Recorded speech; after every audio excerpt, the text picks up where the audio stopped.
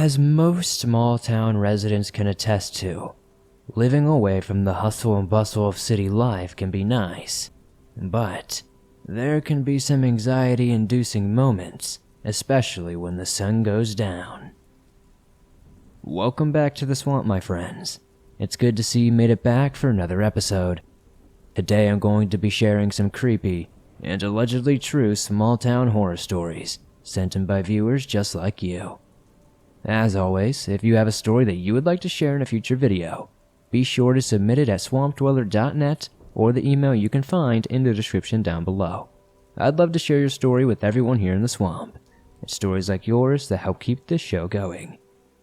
Now, being a small town resident myself, I can surely tell you, it's nice, it really is, but at the same time, there's a lot of weird and creepy things that go unnoticed. I hope you enjoy these stories. Now let's get in to these creepy and allegedly true small town horror stories.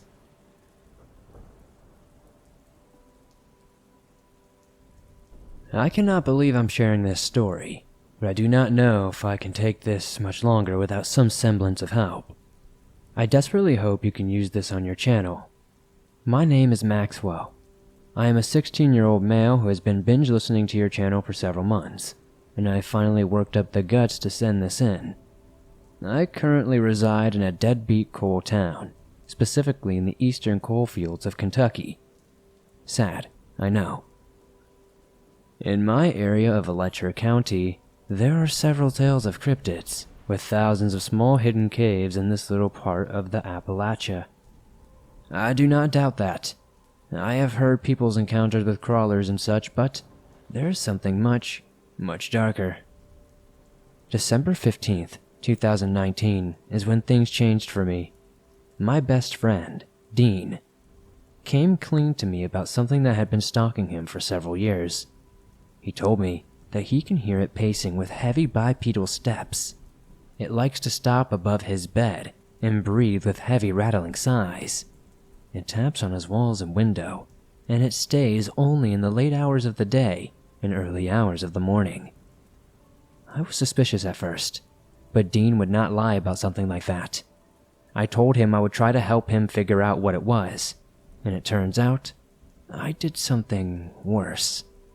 It started out small, like the feeling of constantly being watched when I was outside. I can live with that. The feeling intensifies tenfold when I'm outside at night, though, with the added dread that it feels like something is stalking towards me quietly. I'm not a paranoid guy by any means. At least, I thought so anyway. Usually, I'm a very dense guy and don't believe in anything supernatural. I have ADHD, so it's hard to maintain enough focus to form paranoid thoughts. The second thing that happened was the walking on my roof. Heavy footsteps that sounded like something or someone was pacing. It only happened when I was home alone during the night, so semi-often. I, being the idiot I am, would just ignore it. Then the tapping. The constant, slow tapping on all the exterior walls that enclosed my bedroom. Back and forth. The taps on the window were next, then the whispers. This has been on and off for about 2 years irregularly now. Please, Swamp, get the story out there. I know it is short as all get out, but this is getting to me more and more. The pandemic is really making it harder to ignore this thing. My family, my boyfriend, they all do not know what to do, and neither do my friends. I have nobody else to turn to. My uncle thinks it's a demon, but I think it's something more cryptid. Thank you for your time, and I hope you have a good day and night. This may not be overly scary, but if your listeners have any idea of what this thing is, please let me know in the comments.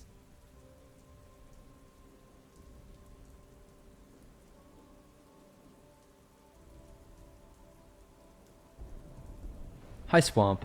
This story occurred last October and was my encounter with one of Texas's oldest unsolved mysteries, the Marfa Lights. It may not be as terrifying as some of the other stories submitted here, but it was a unique experience for me.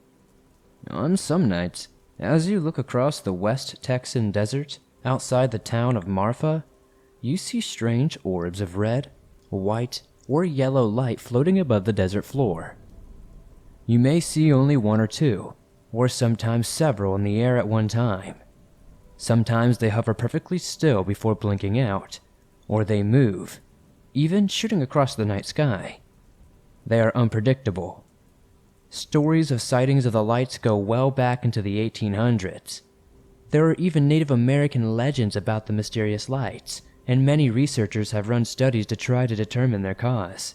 The leading theory is that the unique atmospheric conditions cause headlights from cars to be reflected in the sky, but a lot of people don't buy that.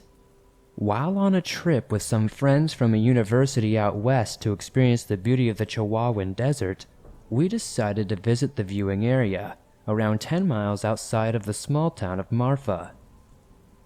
At the time, we were staying there. One of my favorite hobbies is going birdwatching, so I brought my big spotting scope on the trip, which I planned to use to see the lights better. We arrived about half an hour after the sunset. If you have never been far into the desert, it gets dark, and I mean dark. The only source of light was the dim lights on the steps of the viewing area, the stars, and a single cell tower out in the distance. I set up my scope and sighted it in on the cell tower.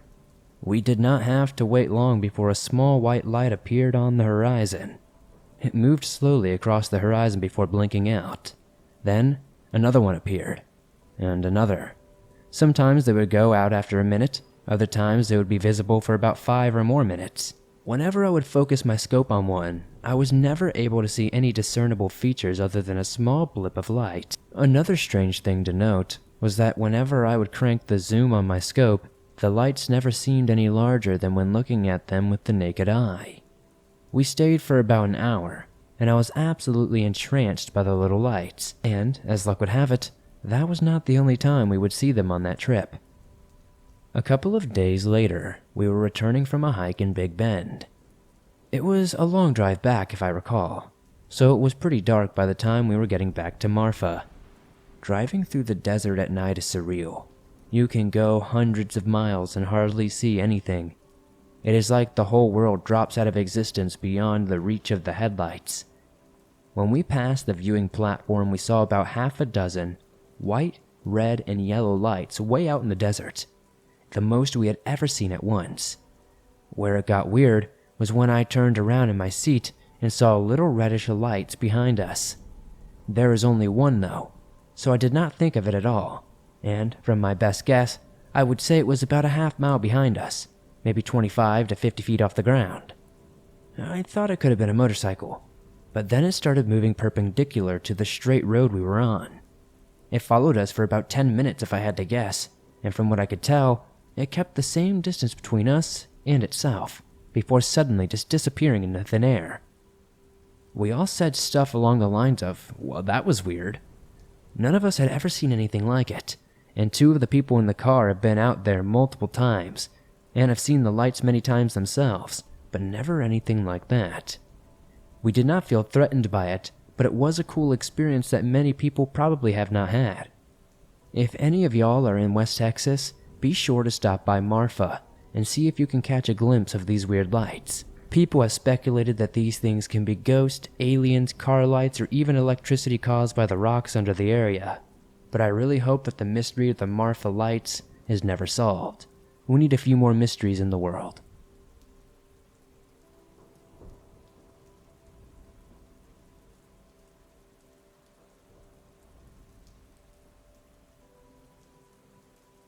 This just happened about an hour ago, so my memory is fresh. First off, I'm living in a very rural, small village, maybe about 10 to 15 houses max. It's very close to a highway. You can drive there within maybe 5 minutes. It's about 10 minutes away from the actual town itself. If you cross the street, it just takes you about a 10-minute walk to reach the forest. On Christmas Day, it was my first Christmas there in this area. It was sometime in the afternoon. My partner and I decided to go for a little digestive walk, as we were really stuffed from all the food. It was about 1700 hours, and already dark when we left. We had a big and bright LED flashlight with us. I also took my camera and my flash. as I love taking pictures of nature at night. We decided to walk on a little country road toward the forest and then turn right, following a small graveled cycle track close to the forest border. This eventually connects our village and the next, which is maybe about 15 to 20 minutes away. In the middle part of that track, you must walk through a small bit of forest. It is rather dark, and the trees are extremely high and quite dense. When we entered, I saw our flashlight reflecting on something and recognized a car being parked there on the side of the track, close to the trees. This struck me as a bit odd, as cars are not allowed to drive there, and the path is very narrow and hidden, so I was a bit cautious. My partner pointed the light inside of the car and it seemed to be empty. I also noticed the windows were frozen, so it must have been parked there for a good minute or so in front of the car. I spotted a tree with an intriguing structure, and I asked my partner to point the flashlight towards it so I could focus better and photograph it with my flash. After I took a few images, my partner told me, there's someone standing behind us in the middle of the road. Nobody was following us the entire way. I kept looking around and behind us occasionally as well, because at this time of night you can never be too careful, especially with all the wild boars going around. It is also mating season, so they are more aggressive than usual. Indeed, when I turned around, there was a man standing behind us, staying out of the flashlight's reach. He wasn't saying anything, just standing there and facing us. At first, I thought he might be startled, as it may seem a bit weird if someone is just taking photos of your car. It was not even legal to drive on that path with the car anyway. I decided to get up and confront him from a distance, explaining to him that I was just taking photos of the tree. He did not react and still just stood there. I then went on to ask him if he needed some light, and he replied that this was not necessary. It was odd, but I was still calm. Sure, about there being a normal explanation for his behavior, maybe. Nonetheless, my partner and I decided to just get out of there and follow the path leading to the next village. It was probably only about 7 minutes more until we reached it. I remembered the letters on his license plate, not the numbers though, unfortunately, and Googled it, and it turned out that he was from a city about 6 hours away from our village. Mind you, the country I live in is in an extremely strict lockdown right now, so you are only allowed to travel, even by car, if you have very urgent reasons. After we reached the first lantern of the next village, we looked back and observed the car driving a bit out of the forest, turning around, and going back inside. I was able to see that he parked there again, turned the lights off, and he did not leave the forest. We then went home on a much longer way than initially intended, as I did not want to go back there for obvious reasons. Our flashlight battery died on the way, and my phone battery was low, so I did not want to have to call the police back then, but I called them as soon as I arrived home and gave them all the details of that guy. My big regret is that I did not memorize the whole license plate, but it was just so surprising that I seriously did not think about it.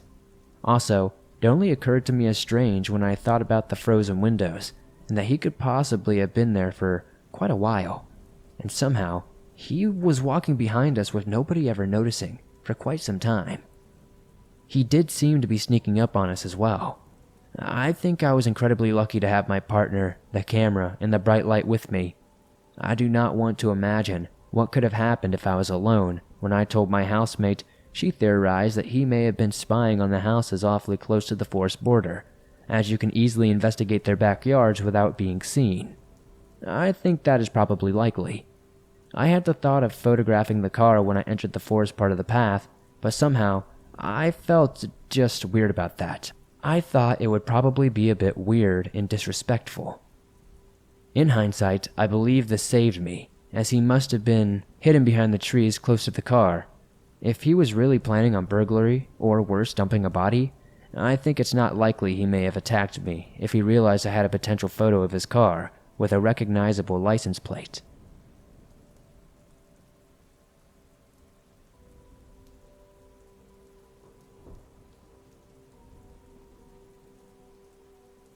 It was Christmas, 2008, and I had awoken to a bright, sunny Southern California day.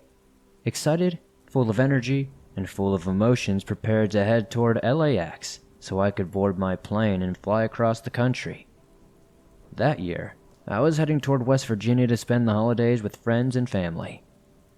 We would proceed to stay up every night watching movies, playing video games, and telling stories during my vacation there. I would go into more details with the fun and exciting things, including going ice skating, camping, and even feeding some deer in my friend's backyard, but I'm pretty sure you are not really interested in all that. Fair enough. Let us focus on the events leading up to my scary encounter, including the experience itself. Now, the reason I chose to fly on Christmas Day was because it was way cheaper, which, fun fact, if you travel during the season, choose the 25th. As you know, most families want to already be together on Christmas Day, which is why airlines choose to lower costs for customers on the holiday. Just an FYI. Anyways, I boarded my American Airlines flight at approximately 9 in the morning, and we took off close to around 9:45. The flight itself was boring, consisting of listening to audiobooks and having small conversations with a friendly woman who sat behind me. Fast forward to a little past 7 p.m. You must remember there is a 3-hour time difference between the East and West Coast time. We arrive at the airport on schedule. It had been snowing that evening, so I bundled up in extra layers with my comfortable boots, softening each of my steps. Once I grabbed my luggage, consisting of my carry-on and small suitcase, I head toward the shuttle system just outside the airport, which was to take me roughly an hour toward the small town that my friend lives in, and drop me off at her mom and dad's bakery. We had planned it this way because my friend, who in this story we'll refer to as Amanda, and her dad would be at the bakery working on some sweets for all of us to enjoy back at her house. Do not get me wrong, they did offer to come pick me up at the airport, and they insisted heavily that it was not an issue, but I insisted further that I would take a shuttle to them. So I did, and about an hour later, I am dropped off at my friend's bakery, and I am greeted by Amanda. "Where's your dad? Is it just you?" I asked Amanda, as she helps me get the snow-covered suitcase and carry-on into the back room. "Oh, he'll be right back. He went to go get some things from home." We proceeded to settle down inside the back room and talked for about 15 minutes or so, catching up and me telling her about my flight. Bear in mind, the lights in front of the bakery, where all the sweets are, including the cash register and displays, are off, and the "We Are Open" sign is set to closed. So, anyways, as we are talking, enjoying some cookies and milk, we suddenly heard a loud thud and shattering coming from the main lobby. Amanda and I quickly jump out of our seats, and then storm through the kitchen door only to be met with one of the worst sights you could possibly imagine. 2 hunky large figures, with black ski masks covering their face, black sweaters, matching pants, gloves, and boots, are now in the bakery and are armed. One has a crowbar, and the other has a handgun. I remember everything in slow motion, my life passing before my very own eyes. As the men tell us to be quiet and to show them where the money was located, otherwise we would be in a world of trouble, Amanda tells the men the cash register was empty, but the money was in the back room and placed inside a box.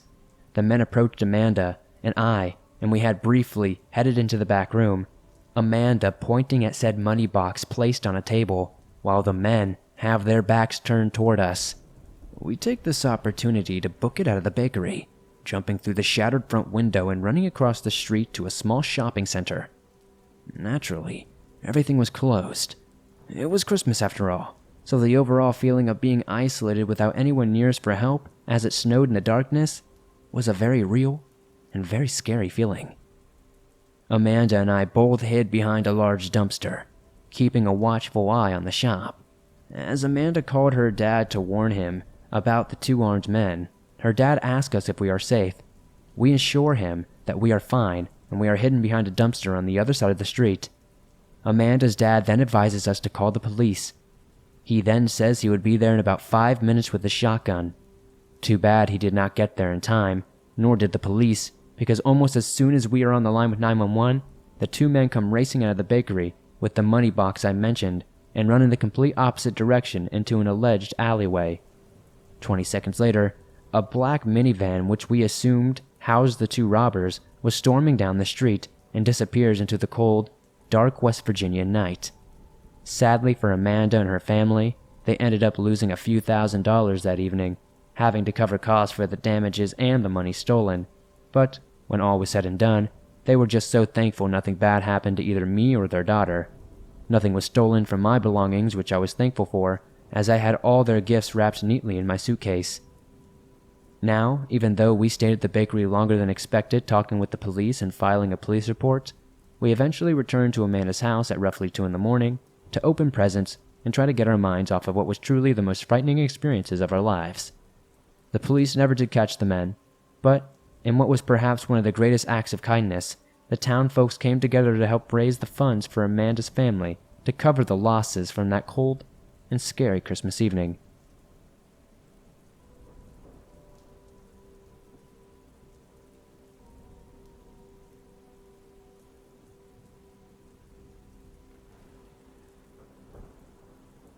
Hello, Swamp. I love your stories and I listen to them daily. This is my first time sharing a scary story, so I'm sorry if it does not meet specific standards. Anyways, today I'm going to share my encounter with what I presume to be a Sasquatch. I live in a small town in northern Illinois, and my dad and his friends decided to go camping. He asked me if I wanted to come along. Not wanting to be all alone for a prolonged period of time, I agreed. We drove about 2 hours into Wisconsin to some property we own up there. It is about 4 p.m. when we arrive. We just started setting up stuff as soon as we arrived, and we got done around 6 p.m. After that, we just hung around the campfire telling stories, playing games, and making s'mores until about 12 a.m., at that point, most of us headed off to bed. As soon as I laid down, I realized I had to use the bathroom, so I told my dad where I was going, and he ironically said, "Don't let the Sasquatch get you." And obviously, I did not take him seriously, because I thought he was joking, obviously. I am somewhat skeptical about cryptids in general, and I like to think that we need a little bit more tangible evidence before going head over heels into something. I grabbed a headlamp and walked about a minute or two down a steep hill and dug a hole. I was about to go, but then I heard a branch snap about 30 yards away. I immediately perked up and looked around. I could not see anything past the 10 feet that the headlamp illuminated. I said, "Who's there?" or something around those lines, at which point I heard a heavy pounding and more twigs snapping. Except this time, they were closing in on me. I said F this, and started going back up the hill. I turned around to get one last look, and no more than 10 feet away was this thing. I say thing because, though I think it was a Sasquatch, I have no experience with cryptids. Anyways, this thing was at least 7 feet tall with brown hair all over its body. Its face. Oh, its face will always be imprinted into my nightmares. Its eyes were almost glowing, and its mouth was wide open, exposing vaguely human-like teeth, except they were serrated. After seeing this, I bolted, not caring what was in front of me at that point. I did not look back once until I was at my campsite. I panted as I was out of breath and turned back to see the glowing eyes at the bottom of the hill staring back. I practically leaped into my tent and laid there for what felt like an hour just listening. After I did not hear anything, I eventually dozed off until the morning and told my dad what happened. He burst out laughing. Frustrated he did not believe me, I never brought it up again. Anyways, that's my story. This happened about 2 weeks ago. I'm sorry if this is not exactly terrifying to you, but it certainly was to me.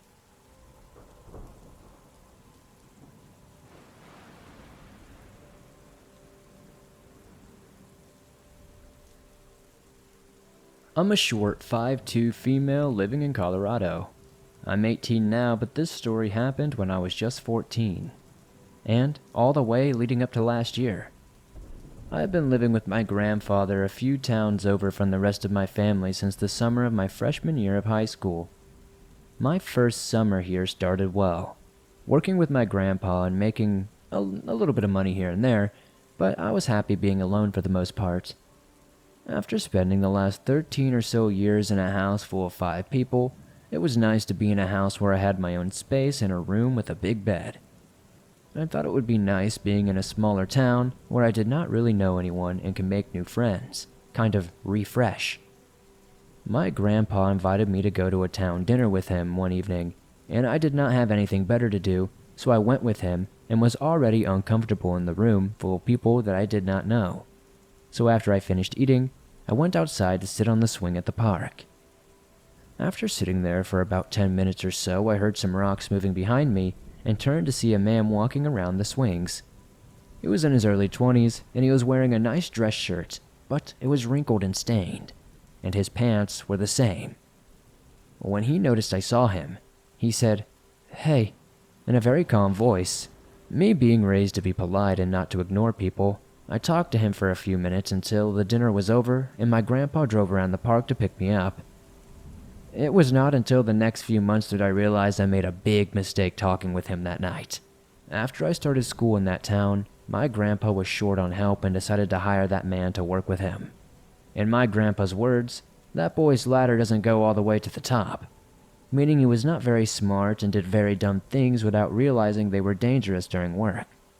Every time I would run into him in town, I would pretend like I did not see him, and I would hurry and run to somewhere to hide until he left. A few weeks later, my grandpa fired him and gave him his last check.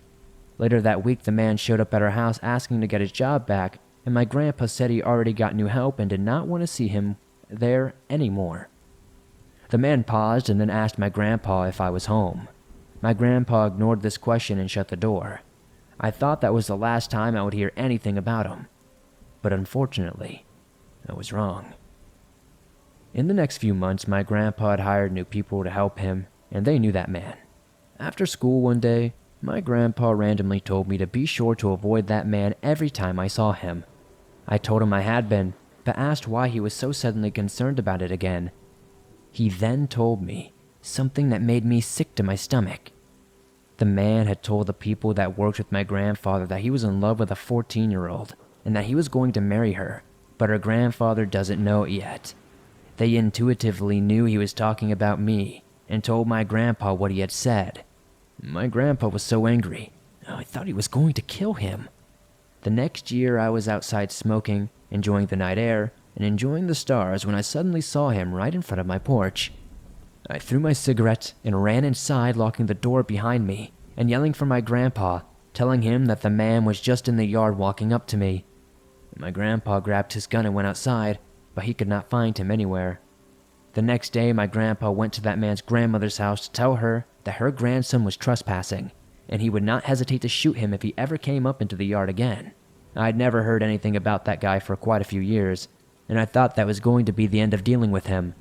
But this last year, shortly after my 18th birthday, I was sitting at home in bed, and I get a Facebook message request from a random account with a name I did not know. I open the messages, and it is a bunch of disgusting messages with pictures and a video. I checked the username that was used to create the account, and it was him. I freaked out and started crying and called my oldest sister, and she told me to screenshot the messages and send them to our mother so she could take them as evidence of harassment and go to the police. I did, and now I'm just hoping it's over for good.